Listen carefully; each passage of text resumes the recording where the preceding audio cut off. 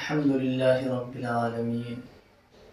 والصلاة والسلام على النبي الكريم محمد وآله وأصحابه أجمعين. أما بعد فأعوذ بالله من الشيطان الرجيم. بسم الله الرحمن الرحيم. قال الله تبارك وتعالى في القرآن المجيد والفرقان الحميد: واتقوا فتنة لا تصيبن الذين ظلموا منكم خاصة.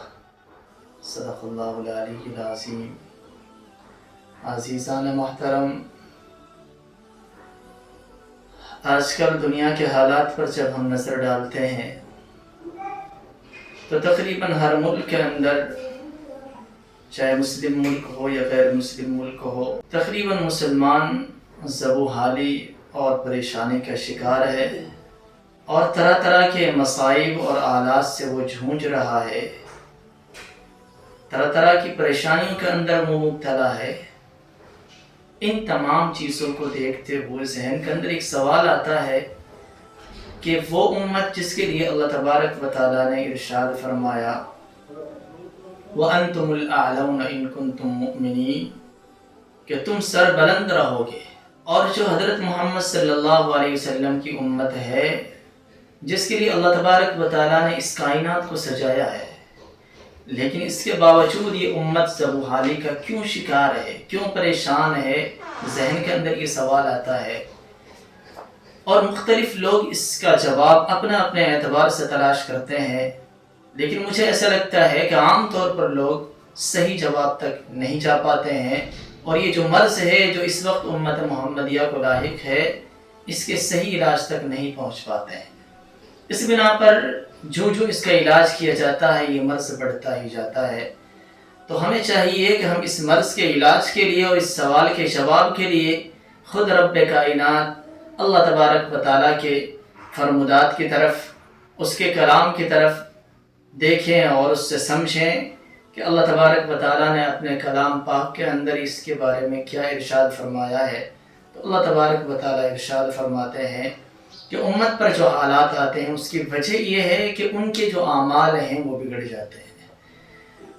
بندوں کے اعمال جس طریقے سے ہوتے ہیں اسی طریقے سے اللہ تبارک و تعالیٰ کی طرف سے فیصلے آتے ہیں. اللہ تعالیٰ ارشاد فرماتے ہیں ظہر الفساد فی البر والبحر بما کسبت ایدی الناس، کہ خشکی اور تری کے اندر، دریاؤں کے اندر اور صحراؤں کے اندر جو کچھ مصیبتیں اللہ کی طرف سے آتی ہیں ان کی وجہ عام طور پر انسان کے اعمال ہوتے ہیں، اور یہ اللہ تبارک و تعالیٰ کی طرف سے